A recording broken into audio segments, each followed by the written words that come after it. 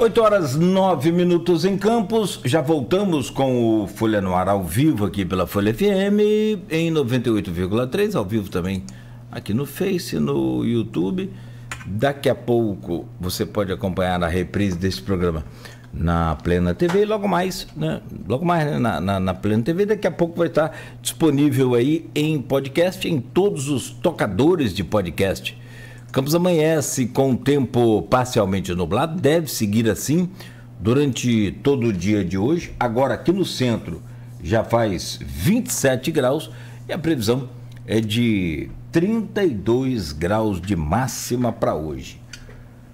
Programa de hoje no oferecimento de Coagro, Proteus, Unimed Campos, Laboratório Plínio Bacelar e Vacina Plínio Bacelar. Estamos conversando com Paulo César de Araújo Barcelos. Ele é presidente do Conselho de Ecossistemas de Inovação e Transformação Digital do Estado do Rio de Janeiro. É doutor em estratégia pela COP UFRJ e é executivo do BNDES. A gente está falando aqui sobre o Instituto Brasil Digital para Todos.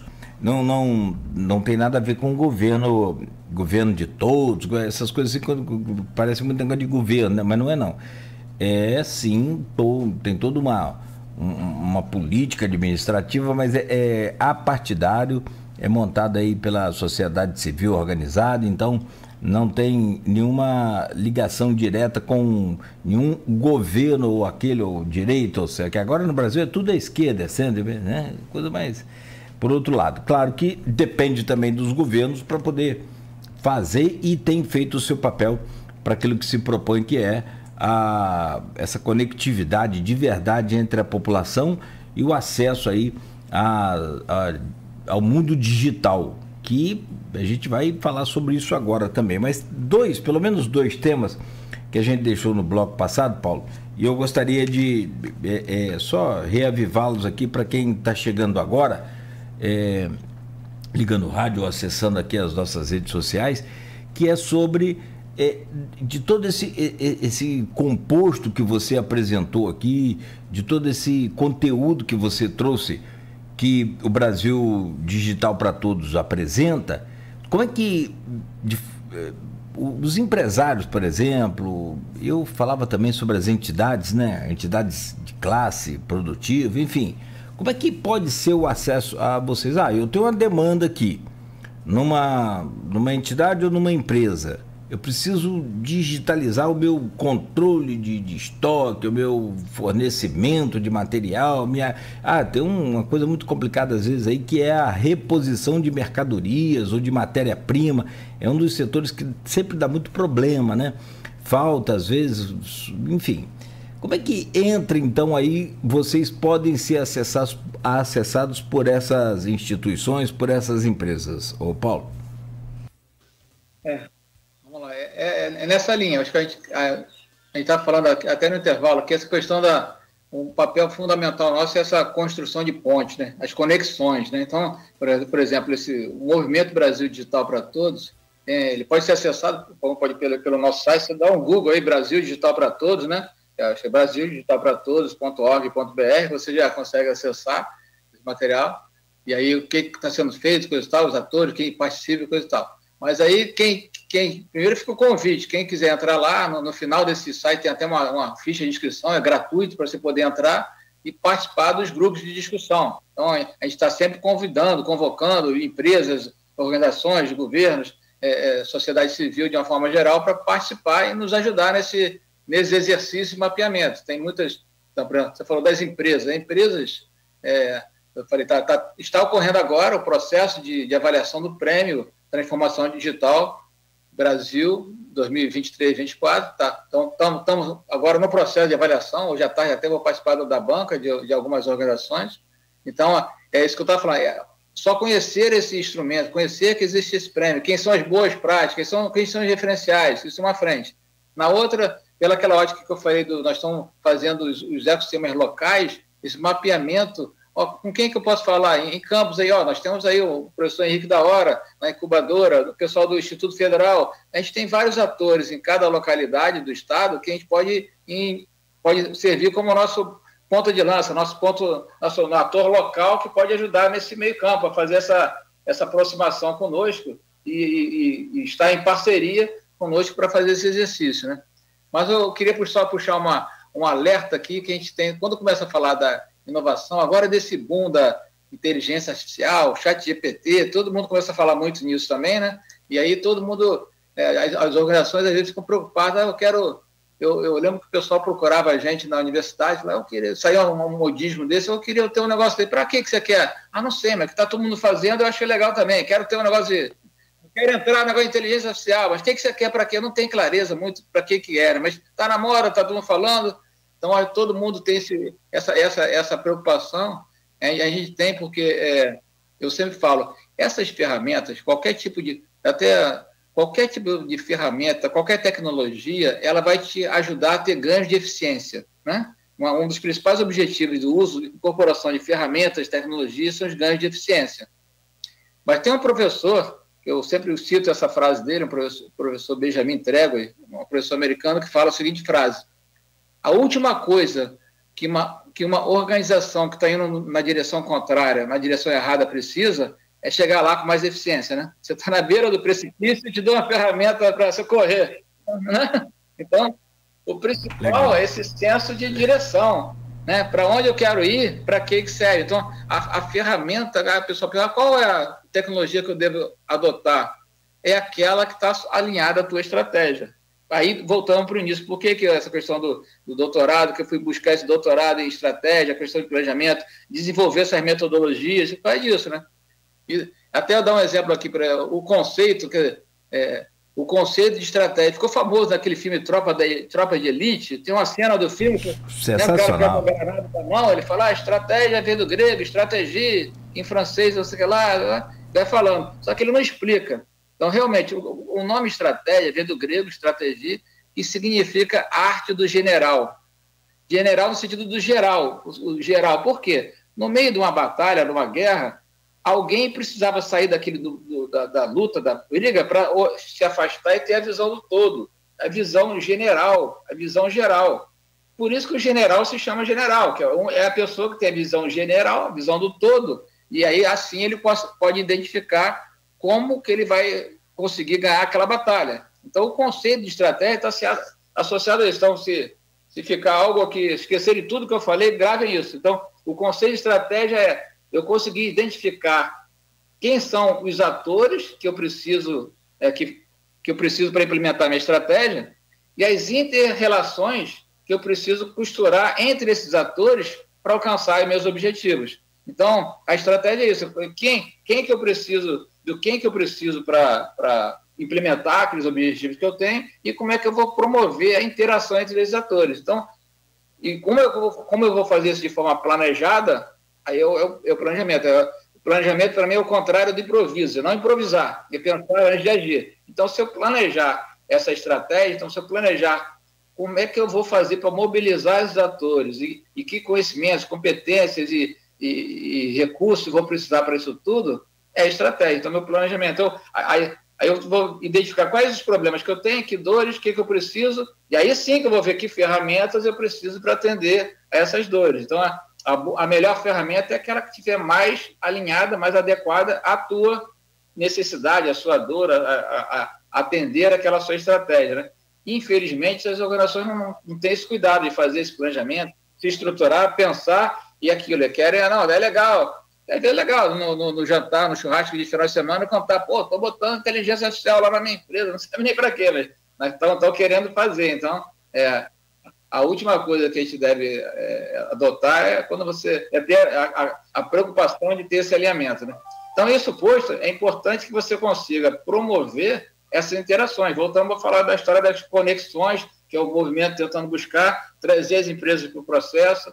Então, tem tanto a questão das empresas, mas também de governos e academia. Então, essas conexões que você já vinha falando também, que é fundamental que a gente continue a promover. E aí, nesse contato com o Movimento Brasil Digital, a gente espera poder ajudar a todos os atores do ecossistema do Estado do Rio de Janeiro, do Brasil como um todo, mas no nosso foco, no nosso Conselho do Estado, a encontrar esses apoios, a encontrar esse suporte, encontrar esse ponto focal que possa fazer esse meio campo entre quem está precisando e o nosso movimento também. Como que vocês lidaram com essa coisa da pandemia? Como é que foi esse... Porque, assim, para a gente, por exemplo, aqui do rádio, as mídias mudaram, que já vinha mudando, mas as mídias sofreram também uma aceleração na mudança fantástica. Hoje, você vê um programa de televisão com um digital influencer. Antes, você ia para a televisão para ficar famoso. Hoje, a televisão chama os digitais influencers porque são famosos. Olha como é que inverteu esse papel. Revistas impressas, jornais impressos, tem todo um outro universo concorrendo hoje e real. Hoje mudou-se tudo isso aí. Mas a pandemia foi assim, não foi um acelerador, ela foi um turbinador. Ela deu quebrou a barreira do som na velocidade ali da transformação. Como é que foi esse processo? Como é que vocês trabalharam e trabalham no pós-pandemia, Paulo? A questão, a gente sempre fala que a pandemia, na linha que você já deu parte da resposta aí, acelerou muito esse processo. O mundo vinha se preparando para essa questão da digitalização de serviços, de processos, práticas, e aí a pandemia acabou acelerando. Nós ficamos presos, precisávamos nos comunicar melhor, tal, interação, as organizações começaram a desenvolver essas soluções, essas ferramentas. Eu lembro que nos primeiros 5 meses, aquela plataforma, aquela plataforma Zoom, que todo mundo passou a usar, ela, em menos de 6 meses, ela passou a ter um valor de mercado superior à soma de todas as empresas aéreas mundiais. Né? Então, você olha a alavancagem que deu para quem estava preparado para trabalhar nesse ambiente. Teve para ele, assim, para ele, foi bom a pandemia? Foi ótimo. Né? Então, dependendo, eu brinco sempre, dependendo, quando acontece um problema, tem gente que chora e tem gente que ganha dinheiro vendendo lenço. Né? Então, dependendo do olhar, você tem as oportunidades no meio desse processo. Então, nosso grande esforço foi tentar transformar essas ameaças do isolamento, coisa e tal, em oportunidades de promover maior interação entre as pessoas, coisa e tal. Então, essa questão da digitalização, tem um conceito que eu gosto de falar muito sobre ele, que é a questão da exponencialidade. Tá? Eu fui lá diretor da COP, diretor adjunto lá da diretoria da COP da UFRJ, é um dos principais instituições de ensino, fomento, engenharia do Brasil, da América do Sul. E aí você tem, eu lidava todo dia com essa questão, todo mundo procurava, quase que diariamente, a gente cria uma tecnologia aí, o que está surgindo, os caras procuram a gente, mas tem que ter. Então, esse alinhamento com a estratégia é uma coisa fundamental, mas essa questão da exponencialidade também, porque, por exemplo, se eu estou na universidade, se eu vou numa biblioteca pegar um livro, esse livro, eu pego um livro, eu tenho direito a ficar com esse livro por 1 semana. Então, se cada um pegar o livro 1 semana, aquele livro será lido por 52 pessoas no ano. Se eu pegar esse livro e digitalizar esse livro, eu posso fazer com que todos os seres humanos da face da Terra que têm acesso a um computador, à internet, podem lê-lo simultaneamente. Então, muda totalmente a lógica da nossa sociedade, porque um serviço que eu prestava localmente, o pessoal tinha que ir lá, ficar naquela fila, quando eu boto online, esse serviço pode ser acessado por todos simultaneamente, né? Então, isso é um número gigantesco. E essa questão da exponencialidade, que os ganhos são enormes. E, por exemplo, eu sempre eu faço uma brincadeira, sempre é o seguinte, imagina que eu estou com a folha de papel aqui na minha mão. Né? Essa folha deve ter 1 milímetro. Se eu dobrar essa folha ao meio, 2 milímetros. Se eu dobrar de novo, 4 milímetros. Se eu dobrar de novo, 8 milímetros. Se eu dobrar de novo, 16 milímetros. Vamos lá. Se eu dobrar ela 50 vezes, qual o tamanho do bolo que eu vou ficar na minha mão? Aí o pessoal fica pensando, fazer as contas, já vou te adiantar que se eu dobrar 50 vezes, o bolo, entre aspas, equivale a distância entre a Terra e a Lua, ida e volta. Então, É a exponencialidade. Eu vou dobrando, dobrando, dobrando, dobrando. Então, cada vez mais isso vai multiplicando. Então, é a lógica, Entendi. né, a lógica matemática, você vai multiplicando os atores. Então, se eu pego uma mensagem, jogo para 2, 2 para 4, 4 para 6, 8 para 8, daqui esse fica N de 10 elevado a 13, 14. Então, é um número gigantesco que você consegue. Ou infinito, ou infinito. Em um espaço muito pequeno de tempo, né? Então você consegue o acesso, você consegue atingir um número cada vez maior de pessoas, isso para o bem e para o mal. Então aí hoje nós estamos na questão das fake news, né? Nós estamos chegando agora no ano eleitoral, essas questões da inteligência artificial, fazendo com várias se me permite, viu? Ontem o Globo veio trazendo uma deepfake, que é essa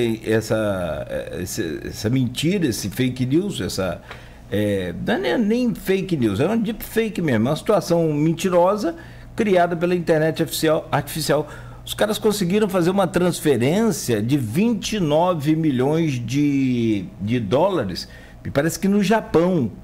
E era uma reunião virtual, onde todos os presentes ali naquela reunião, igual a gente está aqui agora, só um era ser humano de verdade, que era o funcionário do banco que fez a transferência para os outros caras. Olha que problema.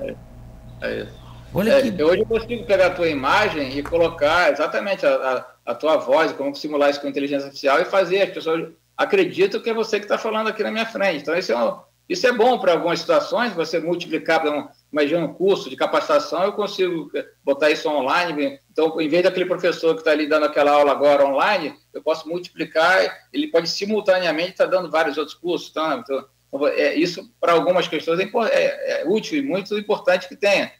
Mas aí você também tem que ter esse olhar, por isso que a gente fala sempre da questão dos... Aí voltamos para a história do Instituto Compliance, da questão da integridade e a ética, né? Você tem que ter os princípios éticos, você tem essa preocupação toda. Então, hoje tem um grande movimento no Brasil, a gente tem um projeto de lei, um PL, da inteligência artificial discutindo no Congresso.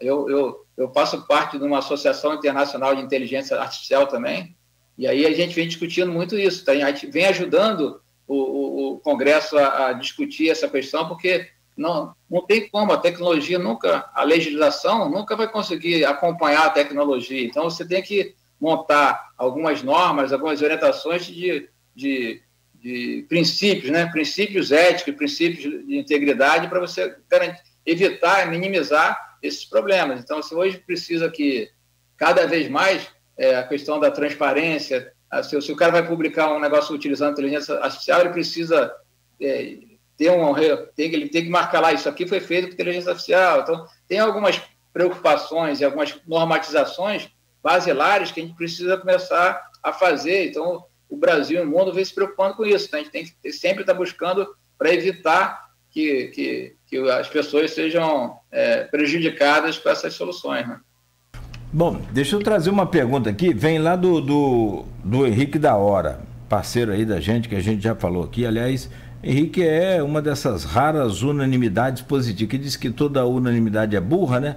Mas ele é uma das raras unanimidades inteligentes, positivas. E ele pergunta a você, para você, o que é um Brasil digital? É quando um 5G está disponível na região central ou é quando um agricultor consegue acessar um YouTube direto do seu curral? Até rimou aqui a pergunta do Henrique. Como você, Paulo?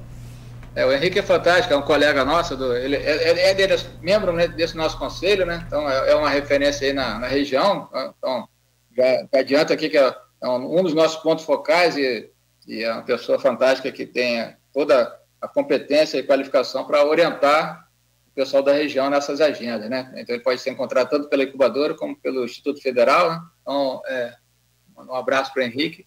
Então, essa certamente a resposta é a segunda opção, né? Então, o Brasil Digital será quando ele for digital para todos, né? Aí chegamos até no nome do movimento, por isso que é Movimento Brasil Digital para Todos, sem deixar ninguém para trás. Então, você não pode garantir, procurar que você tenha dê acesso e condições para todos os brasileiros. Então, essa preocupação nossa é fundamental, e aproveitando o gancho aí do cara do curral, o cara da fazenda, do agro, tem aquela agenda ESG, né? o ASG, né? Justamente era essa pergunta, de que forma o ESG, que é esse sistema de preocupação e de trabalho, do controle ambiental, social e também da governança das empresas. A gente fala muito disso aqui, e aí quando logo a gente se refere a algumas referências aqui de empresas que estão situadas aqui no nosso porto de São João da Barra, Porto do Açu, onde a gente já falou muito, com mais propriedade até sobre isso. Porque se você pensar nessa lógica do Brasil, aquela lógica da estratégia, olhar o todo, né? Vamos olhar o todo, e se eu tivesse olhado o todo, essa preocupação com a estratégia nacional, a preocupação do bem-estar de todos, a gente tem até um mantra que a gente sempre fala que não tem desenvolvimento se ele não for sustentável, né, pela ótica do social e ambiental, né? Não adianta eu promover várias práticas de inovação, tecnologia, desenvolvimento, se elas não são acessíveis e acessáveis por todos os brasileiros.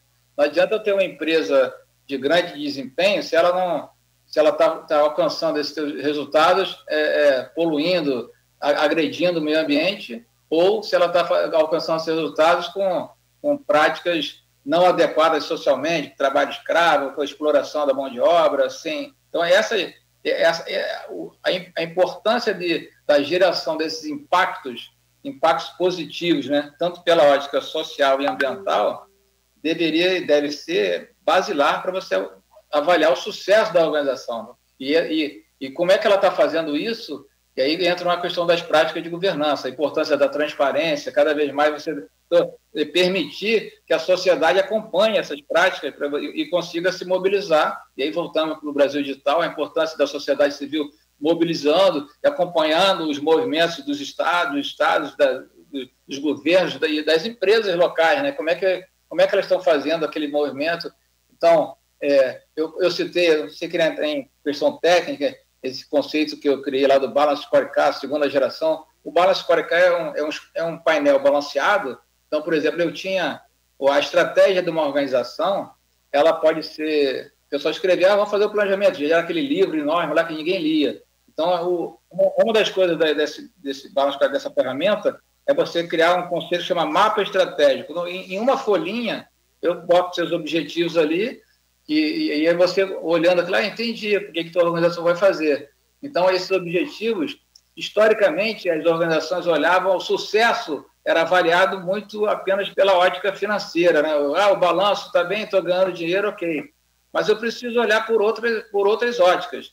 Então, tem que ver como é que está a minha relação com meus clientes, como é que estão meus processos internos, como é que está a capacitação da minha equipe, como é que está o impacto dessa minha atuação na sociedade, como é que está o impacto da minha atuação na sustentabilidade ambiental no planeta, será que eu estou ferindo? Então, não é só a questão financeira. Então, cada vez mais você precisa avaliar as organizações por novas óticas. Então, é fundamental que você consiga garantir que o seu sucesso, de fato, para esse seu sucesso, ele tem que estar social e ambientalmente sustentável, né? E você ter essas boas práticas de governança, e a gente tenta sempre estar promovendo e compartilhando. Voltamos para aquela história das conexões, de atuar como pontes e promover essas conexões para que todos possam sempre incorporar essas boas práticas. Então, esse compartilhamento das boas práticas, esse apoio na identificação das possibilidades,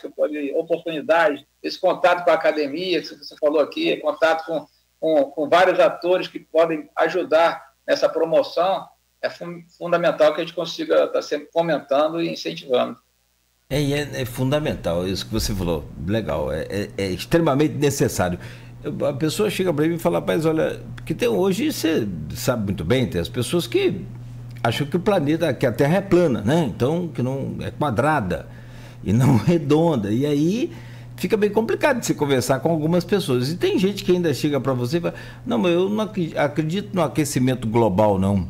Você está vivendo aonde? Em que planeta você está? Você chegou agora aqui na Terra? Porque está tudo alterado, está tudo... Ainda mais as pessoas mais idosas, que têm mais experiência sobre essa questão climática, que era tão certinho, né? Era tudo... Então, como é que hoje você tem uma empresa, e se aí for de grande porte, pequeno porte, médio porte, não importa, mas que não tem uma certa preocupação com o meio ambiente, né? Um pequeno porte, até o descarte do lixo ali, se puder ser reciclado já, se já puder ser reciclado, preparado, né, para reciclagem, é uma baita ajuda para o meio ambiente. Nossa, né? Não tem tamanho a dimensão dessa ajuda para o meio ambiente. Sabe, mas eu estou numa empresinha pequena aqui, eu estou num carrinho de pipoca. Fala, tudo bem, você bota a latinha aqui, né, de um lado e bota o papelzinho da pipoca aqui do outro. Olha que maravilha, olha que beleza que você vai estar facilitando aí e ajudando o meio ambiente. Quer dizer, todo mundo pode participar, né? A importância de um carrinho de pipoca é uma mega indústria dessa aí, cada uma na sua, evidentemente, que dimensão. O Paulo César de Araújo Barcelos, presidente do Conselho de Ecossistemas de Inovação e Transformação Digital do Estado do Rio de Janeiro.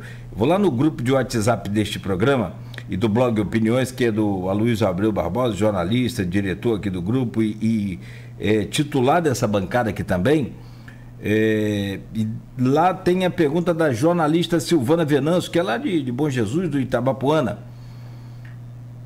E aí dá aquela virada de chave, já são 8h35, para a gente ir caminhando para o final, mas para a gente falar um pouco mais sobre essa questão, talvez mais detalhada do que você já tenha abordado aí no início do programa, que é com relação aos idosos. Paulo, quais os caminhos para os idosos terem acesso digital? É a pergunta da Silvana Venâncio.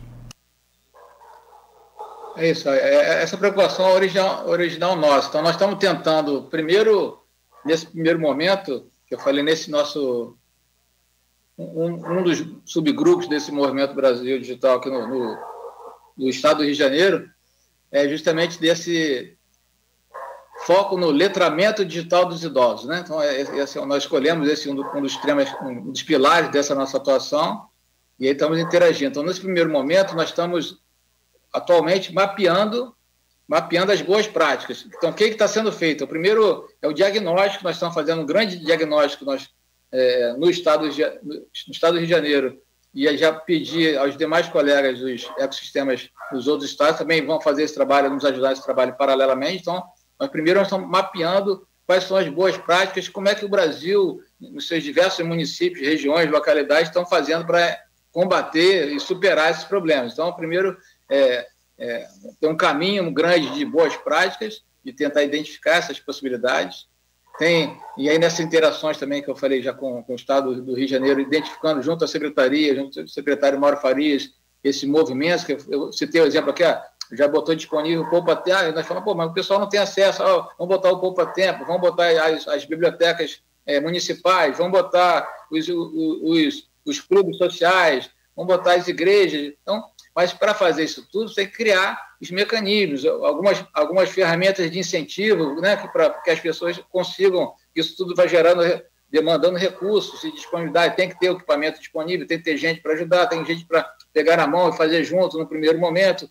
Então, todo esse movimento, tanto pela ótica letramento, da capacitação, de oferecer essas capacitações para os idosos, como na disponibilidade do acesso e essa questão pensando numa questão mais macro, de como é que nós vamos apoiar e financiar e criar essas estruturas, que é a nossa preocupação principal. Então, nesse primeiro momento, embora tenhamos várias soluções pontuais sendo desenvolvidas, que eu falei, as universidades, várias universidades já estão fazendo esse curso de capacitação, letramento digital, mas isso tudo é pouco diante da demanda, que é gigantesca, e tem a questão cultural também, que você tem que convencer o idoso da necessidade e importância, que, em geral, eles têm uma dificuldade, um medo, a resistência a lidar com aquelas ferramentas, né? Então, hoje tem um conceito muito... Omni-channel, você tem um canal, multiplicidade de canais. E eu acho que felizmente, várias organizações estão entendendo isso e estão voltando, que todos nós passamos por isso na pandemia, especialmente, mas eu acho que é o momento da gente repensar esse modelo. Você é atendido apenas por uma máquina, né? Então, você liga para 0800, entra uma maquininha lá, fica disque 1, disque 2, se é isso, fica para lá, acesse nosso site e você não consegue falar com alguém, né? Então, por idoso, isso é muito ruim, né? Então, você pega, a gente estava falando, você pega a tua carteira digital, entra no site, baixa um token, o que é isso? O que é token? Não sei nem o que é isso, né? A dificuldade que eles têm é gigantesca. Então, nós temos que buscar essas soluções para superar essas barreiras e identificar essas oportunidades de interação. Então, tem várias coisas muito legais sendo feitas pelo Brasil.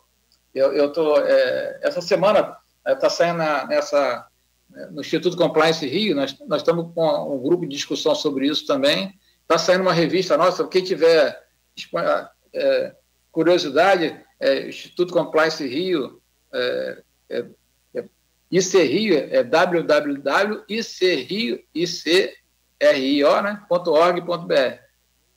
Né? Então, você consegue, acessando o ICRI, dá um Google, Instituto Compliance Rio, você vai ver, temos umas revistas lá que são muito bacanas, e vai sair agora, no início desse mês, uma revista nova que teremos alguns artigos sobre isso. Tá? Tem uma específica sobre essa questão do letramento digital dos idosos, tem algumas outras sobre regulação de inteligência artificial, a questão do legal design. E outra coisa interessante, hoje o pessoal no ambiente jurídico tem muito isso, as normas. Então, o idoso, você tem um monte de normativos que ele tem e regulamentos para ter acesso às coisas. Como é que eu pego a minha carteira disso? Como é que eu tenho acesso à consulta?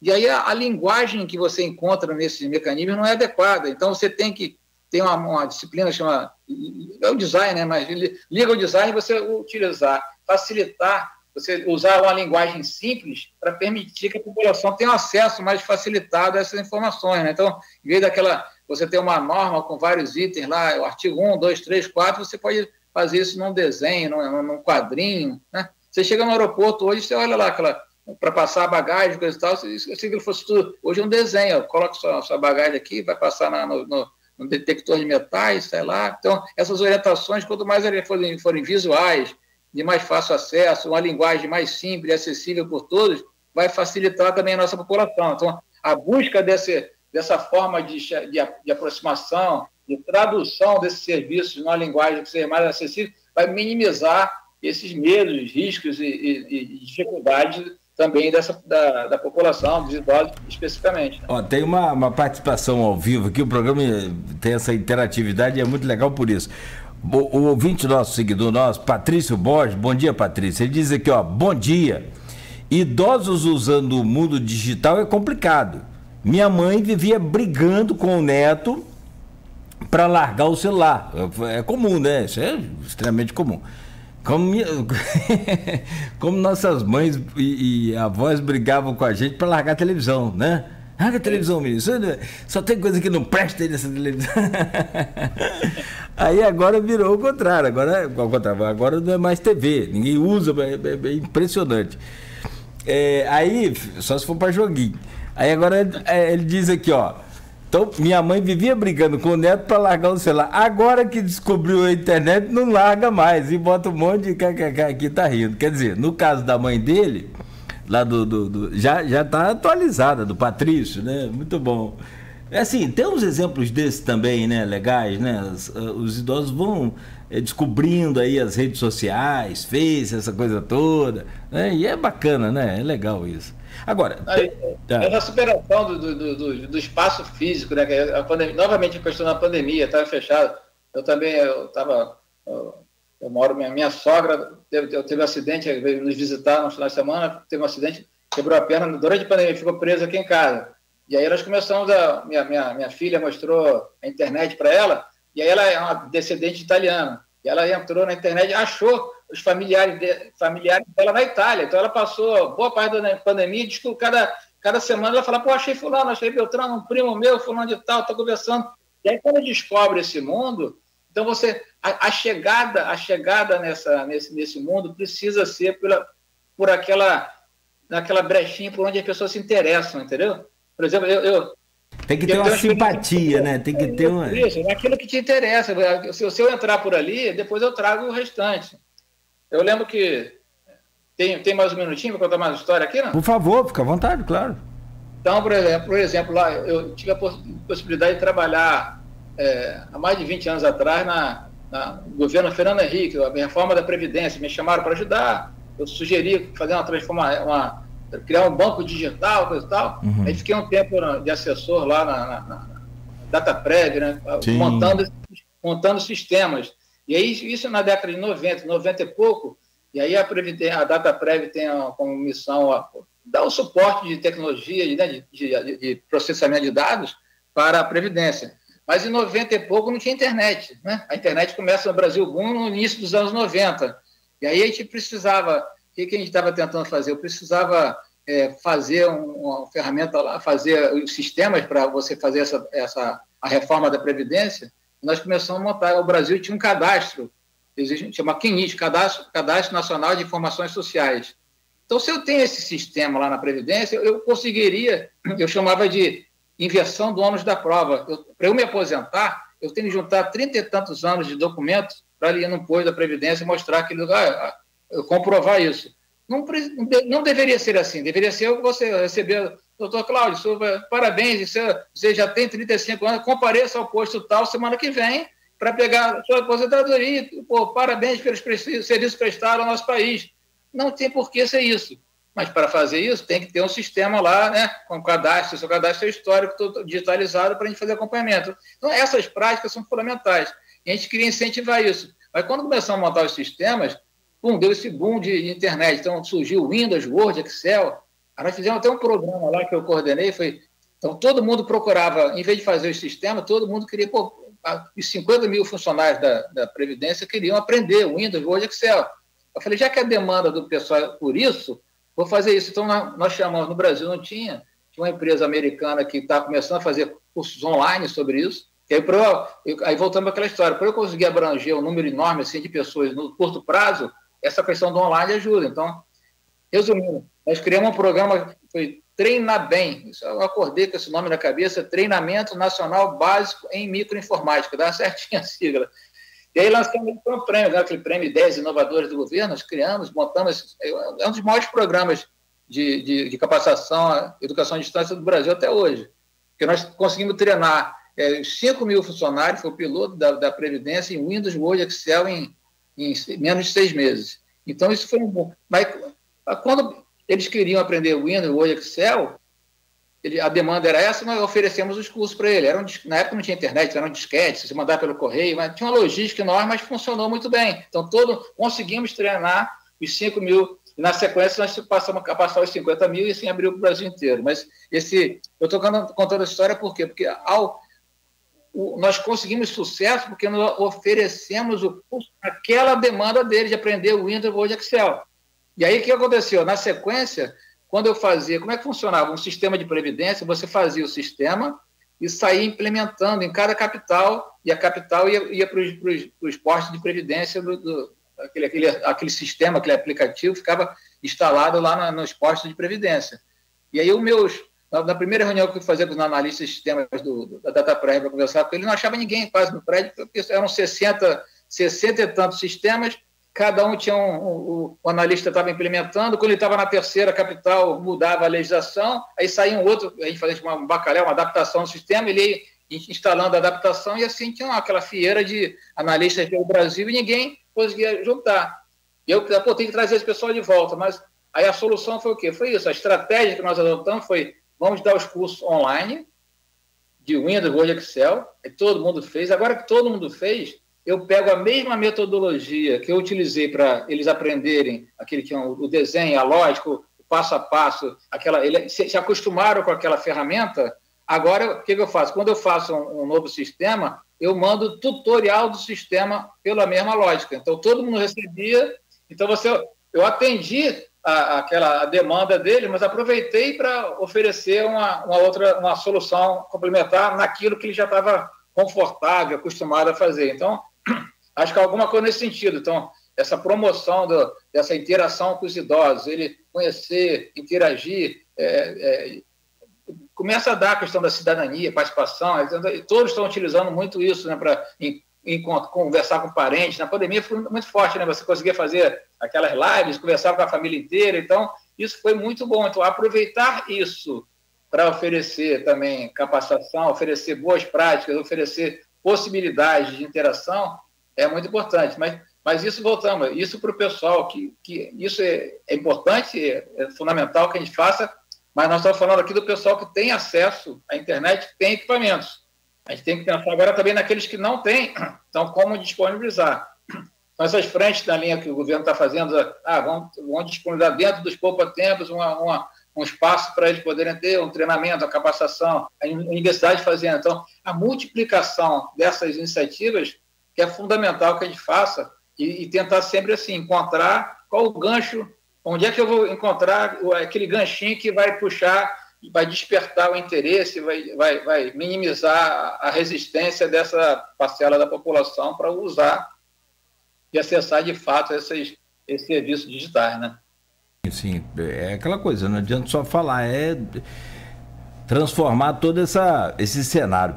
Olha, a gente conversaria muito mais aqui, mas você tem sua agenda aí, a gente também está fechando o programa e olha, é muito bom, espero que você tenha gostado também para a gente fazer outras rodadas dessa aí, de entrevistas, enfim. O Paulo, eu acho que perguntar se o Brasil está muito perto ou muito longe da Estônia, que você citou agora como referência mundial em tecnologia digital, na minha cabeça não faz muito sentido, mas pelo menos eu vou te perguntar e aí fica aquela pergunta do milhão.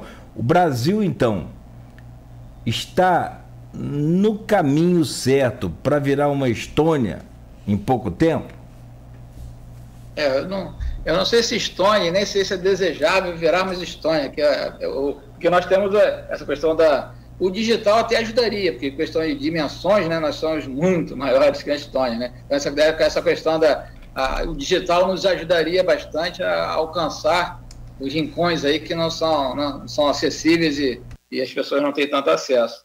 Mas eu acredito que nós estamos nessa luta, né? Os movimentos da sociedade civil, acho que faltava muito essa articulação da sociedade civil, esse trabalho que nós estamos fazendo em todos os ecossistemas, então essa integração, essa sinergia, essa busca de tentar incorporar e compartilhar práticas, compartilhar soluções, isso que eu acho que é o fundamental. Acho que eu tenho clareza e tenho muita esperança que a gente vai conseguir, não no curto, mas no médio prazo, superar boa parte desses problemas, que não deixar ninguém para trás. Então, a preocupação nossa é sempre essa, que o mainstream ali, que já está sendo feito, o padrão ali, isso vai tá avançando, mas no Brasil Digital a gente tem tido, especialmente aqui no nosso grupo do Estado do Rio de Janeiro, essa preocupação de esse olhar especial para os excluídos, já que não pode ficar ninguém para trás, quem está ficando para trás? Então, trazer essa turma, fazer esse movimento. Então, tem muita coisa legal sendo feita. O que me agrada, me deixa muito esperançoso é isso, que quanto mais eu vou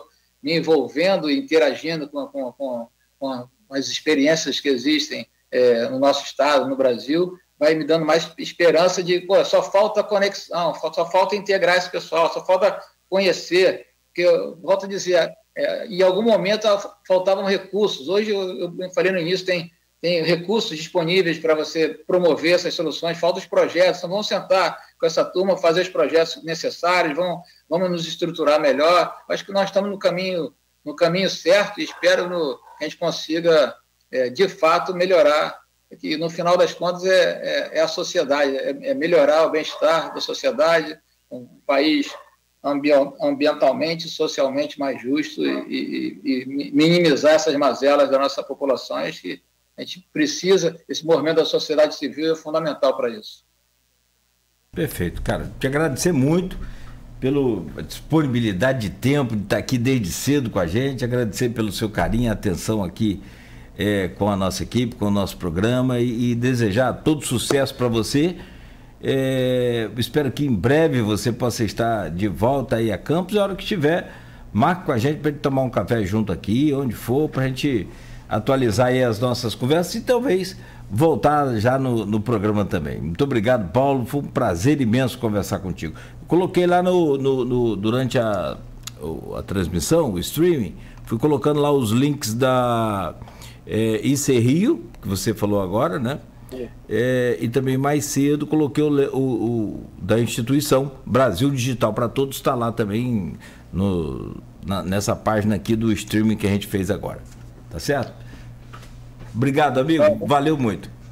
Eu que agradeço aí, um abraço a todos. Fico disponível para quem tiver qualquer interesse, pode ser por esses links, pode procurar por você mesmo, pelo meu contato, fico à disposição, quem quiser mais informações, quiser, juntos a nós, vamos juntos buscar melhorar esse nosso país, buscar atender da melhor forma possível a nossa sociedade, acho que é isso, é integração. E eu agradeço aqui, uma das coisas que eu mais amo na vida é compartilhar conhecimento, pelo que eu estou aprendendo aqui também, nas interações, então isso é fundamental para a nossa vida e acho que fico à disposição de todos aí, disponível para tirar qualquer dúvida e ajudar naquilo que for possível. Tá? Legal, legal, muito obrigado. Não tenha dúvida, precisou, vamos te perturbar aí, tá certo, irmão? Valeu por tudo aí. Bom, começamos ao vivo aqui, muito obrigado, Paulo César de Araújo Barcelos, que é o presidente do Conselho de Ecossistemas de Inovação e Transformação Digital do Estado do Rio de Janeiro. Doutor em Estratégia pela COP UFRJ e também executivo do BNDES. Ou seja, o cara certo no lugar certo. Você tem um projeto? Tem. E ele também tem acesso aos caminhos para você, né, captar aí esse recurso para poder tocar adiante o seu projeto. Seja ele, né, macro, micro, médio, o que for. Pode procurar o Paulo e a gente vai estar aqui como ponte, se for o caso, para poder desenvolver e fazer a coisa acontecer. São 8h55, fechamos por aqui o Folha no Ar de hoje, que volta amanhã às 7 da manhã, já com a participação aí do Aloysio Abreu Barbosa aqui nessa bancada e o oferecimento de Coagro, Proteus, Unimed Campos, Laboratório Plínio Bacelar e Vacina Plínio Bacelar. 98,3. Fonte Empreendimentos apresenta Hungria